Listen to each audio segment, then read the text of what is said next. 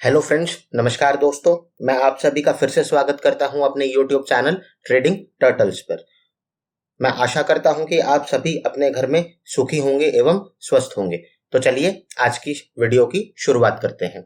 तो बेसिकली आज हम क्या पढ़ने वाले हैं या आज हम क्या सीखने वाले हैं। जिस तरीके से आप मेरी स्लाइड पर देख सकते हैं, हम इस पर्टिकुलर सीरीज में 3 टॉपिक कवर कर चुके हैं और एक ये नया टॉपिक जो कि है कॉल स्प्रेड और पुट स्प्रेड हमने इस पर्टिकुलर सीरीज में इंक्लूड किया है। फ्रेंड्स, डेफिनेटली ये आपको कुछ ना कुछ आपकी ट्रेडिंग एक्टिविटी में हेल्प करने वाला है। तो अब ये जान लेते हैं कि कॉल स्प्रेड और पुट स्प्रेड होता क्या है। इससे पहले हम आज की वीडियो की शुरुआत करें। मैं आशा करता हूं कि आपको हमारा कंटेंट पसंद आ रहा है। अगर आपको हमारा कंटेंट पसंद आ रहा है, हमारे चैनल को सब्सक्राइब कीजिए, वीडियोस को लाइक कीजिए और फ्रेंड सर्कल में शेयर करना मत भूलिएगा। तो चलिए शुरुआत करते हैं। अब जैसा कि आप स्लाइड पर देख सकते हैं, आज का हमारा डिस्कशन का पॉइंट है कॉल स्प्रेड और पुट स्प्रेड। अब कॉल स्प्रेड और पुट स्प्रेड होता क्या है। बेसिकली जैसा कि आप स्क्रीन पर देख सकते हैं, कॉल स्प्रेड और पुट स्प्रेड बेसिकली कॉल का वो पेयर होता है जिसमें हम एक कॉल को तो बाय करते हैं और एक कॉल को शॉर्ट करते हैं। तो चलिए मैं एक छोटे से एग्जांपल के साथ आपको ये चीज एक्सप्लेन करने की कोशिश करता हूं कि हमें जब भी कभी कॉल स्प्रेड या पुट स्प्रेड बनाना हो तो हमें किस तरीके से अपने ऑप्शन लेवल सेलेक्ट करने चाहिए। जैसा कि आप मेरी स्क्रीन पर देख सकते हैं, इस समय पर निफ्टी का ऑप्शन चेन मैंने निफ्टी में जो स्ट्राइक प्राइस सेलेक्ट किया है वो 31 मार्च सेलेक्ट किया है। अब हम ये जान लेते हैं, अगर मुझे कॉल स्प्रेड एग्जीक्यूट करना है तो वो कौन से पेयर्स होंगे जिनको मुझे बाय करना है और जिनको मुझे शॉर्ट करना है। फ्रेंड्स, तो सबसे इंपॉर्टेंट बात, अगर मैं कॉल स्प्रेड एग्जीक्यूट कर रहा हूं तो मुझे एक कॉल तो बाय करना है और एक कॉल मुझे शॉर्ट करना है। तो अभी हाल फिलहाल के हिसाब से जो कॉल हमें कॉल स्प्रेड एग्जीक्यूट करते वक्त बाय करना होता है फ्रेंड्स, वो कॉल होना चाहिए आपका एट द मनी का कॉल। यानी कि हमारे केस में वो क्या होने वाला है, हमारे केस में वो होने वाला है 17,250। चलिए अगर ये बात है तो हम इसको प्रैक्टिकली भी देखने की कोशिश करते हैं। तो मैंने जो अपना कॉल बाय करना है कॉल स्प्रेड एग्जीक्यूट करने के टाइम पे, वो मैं कौन सा बाय कर रहा हूं, 17,250। अब सिमिलरली जैसे ही मैं 17,250 को बाय कर लेता हूं, अब उसके लगभग 2, 3, 4 लेवल नीचे, वो डिपेंड करता है, आपको इस चीज को मल्टीपल टाइम अलग अलग स्ट्राइक प्राइस के लिए एक बार रन कर देखना पड़ेगा कि आपका आउटपुट किस तरीके से जनरेट हो रहा है। फॉर नाउ मैं अभी 17,400 का कॉल सेलेक्ट कर लेता हूं एज एन एग्जाम्पल। तो यहां पर 17,500 की बजाय हम सेलेक्ट कर लेते हैं 17,400 का कॉल। अब मुझे डेफिनेटली एक सिंपल सी बात क्लियर है, जब मुझे कॉल स्प्रेड एग्जीक्यूट करना होगा तो उस केस में जो मैं अपना कॉल बाय करने वाला हूं वो कॉल मेरा होना चाहिए एट द मनी कॉल, और जो कॉल मुझे शॉर्ट करना है वो कॉल होना चाहिए कम से कम मेरा 2 से 3 लेवल दूर का कॉल। चलिए इसको बाय करके देखते हैं, इसका पे ऑफ ग्राफ देख लेते हैं और अदर पैरामीटर्स पर नजर मार लेते हैं कि ये स्ट्रैटेजी हमें किस तरीके से प्रॉफिट करने वाली है। अब जिस तरीके से आप इस विंडो पर देख सकते हैं, इस पर्टिकुलर स्ट्रैटेजी के अकॉर्डिंग अगर मैं इस पेयर को एग्जीक्यूट करता हूं तो कॉल स्प्रेड के टाइम पर मेरा जो मैक्सिमम नुकसान इस पर्टिकुलर ट्रेड में है वो है सिर्फ और सिर्फ 3350, यानी कि 3300 रुपए का नुकसान मुझे मैक्सिमम हो सकता है। मार्केट में ड्रास्टिकली जो मर्जी हो जाए, चाहे निफ्टी यहां से 2000 पॉइंट गिर जाए, चाहे निफ्टी यहां से 2000 पॉइंट उठ जाए। अब दूसरी बात, सेम टाइम पर जो मुझे प्रॉफिट रियलाइज हो रहा है इस पर्टिकुलर केस में वो हो रहा है 4100 रुपए। चलिए अब आप बोलेंगे 3300 रुपए का नुकसान करके 4150 का प्रॉफिट, ये तो कोई अच्छा प्रॉफिट नहीं हुआ। डेफिनेटली मैं मानता हूं ये एक अच्छा प्रॉफिट नहीं है फ्रेंड्स, बट ये एक ऐसा प्रॉफिट है जो हाईली सेफ प्रॉफिट है। अभी मैं आपको ग्राफ के जरिए इसको समझाने की कोशिश करता हूं। चलिए, जब हमने ये स्ट्रैटेजी एग्जीक्यूट की फ्रेंड्स, उस समय पर जो मेरा निफ्टी का प्राइस चल रहा था, मेरा निफ्टी का प्राइस चल रहा था अराउंड 250। जो निफ्टी का स्पॉट प्राइस मुझे अभी दिखाई दे रहा है वो लगभग मुझे दिखाई दे रहा है 17,200 के लगभग।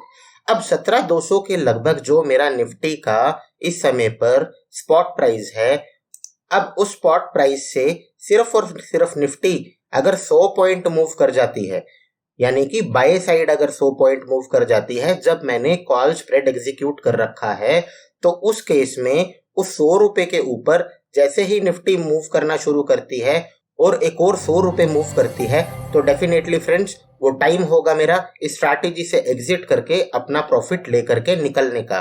तो ये देखिए ये कितना खूबसूरत पॉइंट था। आप डेफिनेट सी बात ये समझ पाएंगे कि जैसे ही मैंने कहीं पर अपने ट्रेड को एग्जीक्यूट किया और डेफिनेटली जहां पर हम निफ्टी की सिर्फ 100-150 पॉइंट की मूव कैप्चर करने की कोशिश कर रहे हैं, वहां पर डेफिनेटली मैं इस स्ट्रैटेजी को डेफिनेटली इंट्राडे में एक safe profit on daily basis निकालने के लिए इस्तेमाल कर सकता हूं। तो चलिए, अब ये बात तो मुझे मोटी मोटी समझ में आ गई। ऑल्दो मेरा प्रॉफिट इसमें लिमिटेड है, बट वो प्रॉफिट मुझे हर दूसरे दिन रियलाइज होने की पूरी प्रोबेबिलिटी है। और दूसरी इंपॉर्टेंट बात, अब देखिए अगर यहाँ से प्राइस बढ़ता है तो भी मेरा प्रॉफिट कांस्टेंट है, और अगर यहाँ से प्राइस ड्रास्टिकली गिरने के बाद गिरता ही चला जाता है तो भी मेरा लॉस कांस्टेंट है। फ्रेंड्स, ये इस स्ट्रैटेजी की सबसे खूबसूरत बात है। तो चलिए, मैं आशा करता हूं कि कॉल स्प्रेड को समझाने में मैंने डेफिनेटली आपको एवरी पॉइंट क्लियर करने की कोशिश की है। अब एक बार जल्दी से देख लेते हैं अपने रियल लाइफ एग्जाम्पल पे जाने से पहले कि पुट स्प्रेड कैसा दिखाई देगा। अब पुट स्प्रेड मुझे कब करना होगा या पुट स्प्रेड मैं कब खरीदूं? पुट स्प्रेड डेफिनेटली फ्रेंड्स मैं जब खरीदूंगा जब मेरी जो ब्रेकआउट है, मेरा ब्रेकआउट सेल की तरफ आया है, यानी कि मेरा निफ्टी गिरना शुरू कर देता है। अब जाहिर सी बात है, अगर मैं अभी निफ्टी को बाहर ड्रैग करूं और निफ्टी को समझने की कोशिश करूं, तो मुझे सीधी सीधी बात यह समझ में आती है कि 17,000 लेवल एक इंपॉर्टेंट लेवल है। हम कल को यह मान लेते हैं कि निफ्टी 17,000 के नीचे क्लोज कर जाती है। अब जैसे ही निफ्टी 17,000 के नीचे क्लोज करेगी, तो उस समय पर ये कोई डेफिनेट सी बात तो है नहीं कि निफ्टी वहां से एक बहुत ही अच्छा ब्रेकआउट ले लेगी, बट हाँ, संभावनाएं होती हैं हमेशा कि 17,000 का लेवल तोड़ा तो 200-300 पॉइंट निफ्टी फिसल सकती है। तो उस केस में हम क्या कर सकते हैं? हम अपना पुट स्प्रेड एग्जीक्यूट कर सकते हैं। तो पुट स्प्रेड एग्जीक्यूट करने के लिए मुझे क्या करना होगा? मेरा जो एट द मनी प्राइस है पुट के केस में वो है इस समय 17,200, यानी कि जो मैं पुट बाय करने वाला हूं उस पुट की वैल्यू क्या होने वाली है, उसका स्ट्राइक प्राइस क्या होने वाला है? वैल्यू उसकी 200 रुपए होने वाली है, स्ट्राइक प्राइस उसका 17,200 होने वाला है।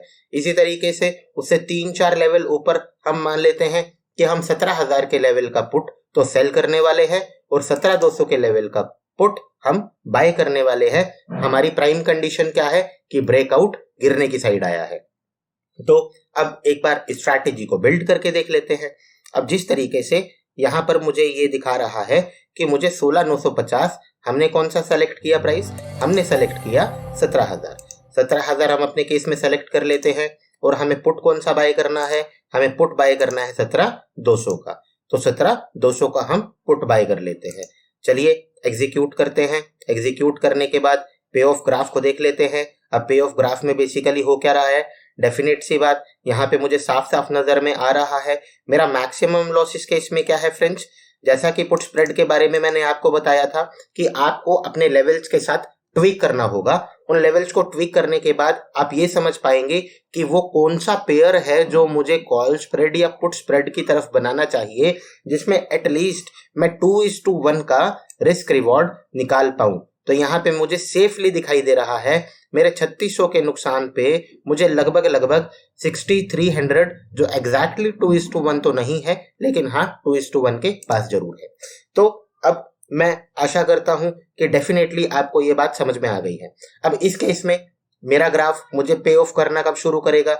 मुझे पता है मेरा स्पॉट प्राइस लगभग 17,200 के ऊपर खड़ा है। अब जैसे ही 17,200 से वो गिरने की साइड, यानी कि मात्र 70-80 रुपए गिरता है, तो मेरी पोजीशन मुझे प्रॉफिट दिखाना शुरू कर देगी। और 17,200 के बाद अगर वो प्राइस वहां से खूबसूरती से सिर्फ 200 पॉइंट फिसल गया तो डेफिनेटली फ्रेंड्स मेरा टारगेट मीट, मैं अपने 6360 रुपये का प्रॉफिट लेकर के सेफली घर की साइड। और वहीं अगर ये ट्रेड मेरे अगेंस्ट चल पड़ता है तो भी फ्रेंड्स मुझे घबराने की कोई जरूरत नहीं है। मुझे पता है मेरा नुकसान 3600 रुपए पे कैप्ड है।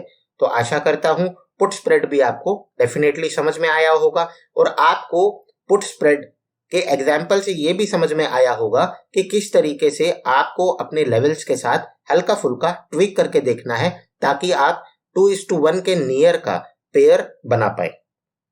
चलिए अब चलते हैं हमारी स्लाइड्स पर। चलिए आपको समझ में आ गया किस तरीके से कॉल स्प्रेड बनाना है, किस तरीके से पुट स्प्रेड बनाना है। एक्सपायरी प्राइस आपको समझ में आ गया, सेम एक्सपायरी के होने चाहिए। ब्रेकआउट के टाइम पे मुझे उसको एग्जीक्यूट करना है। रियल लाइफ एग्जांपल हमारे हैं टाटा स्टील, ओरो फार्मा, जिसको हम अभी जस्ट डिस्कस करने वाले हैं। पे ऑफ ग्राफ मैंने आपको समझाने की कोशिश की in both the cases, call spread, put spread. चलिए अब देख लेते हैं हमारे रियल एग्जांपल्स, हमारे लाइफ टाइम एग्जांपल्स, जो इस समय पर हमारा ट्रेड ट्रिगर के बैरियर्स पर भी खड़े हैं और वो हमें किस तरीके का प्रॉफिट रियलाइज कराने वाले हैं। तो फ्रेंड्स ये है मेरा टाटा स्टील का ग्राफ। अब टाटा स्टील में मुझे साफ साफ नजर आ रहा है ये जो मेरा लेवल बना हुआ है, ये लेवल मेरा एक डेली लेवल है। अब इस डेली लेवल के ऊपर हुआ क्या, इस डेली लेवल के ऊपर अभी टाटा स्टील ने मुझे क्लोज दे दिया कितने का, 1340 रुपए के लगभग या 1350 रुपए के लगभग इसने मुझे ब्रेक दे दिया। तो चलिए एक बार इस पर्टिकुलर स्प्रेड को प्रैक्टिकली एनालाइज करके देखते हैं। चलिए निफ्टी की जगह हम आ जाते हैं टाटा स्टील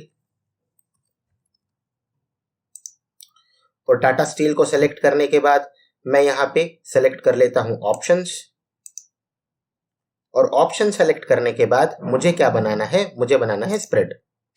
तो स्प्रेड के केस में जो मेरा जिस समय पे मेरा ब्रेकआउट आया था, टाटा स्टील में मेरा ब्रेकआउट किस प्राइस पे आया था, टाटा स्टील में मेरा ब्रेकआउट आया था 1340 रुपए के लगभग। तो इसके जस्ट एट द मनी का लेवल कौन सा होने वाला है फ्रेंड्स, इसके जस्ट एट द मनी का लेवल होने वाला है 1360 रुपए। मैं आपको ऑप्शन चेन में दिखा देता हूं।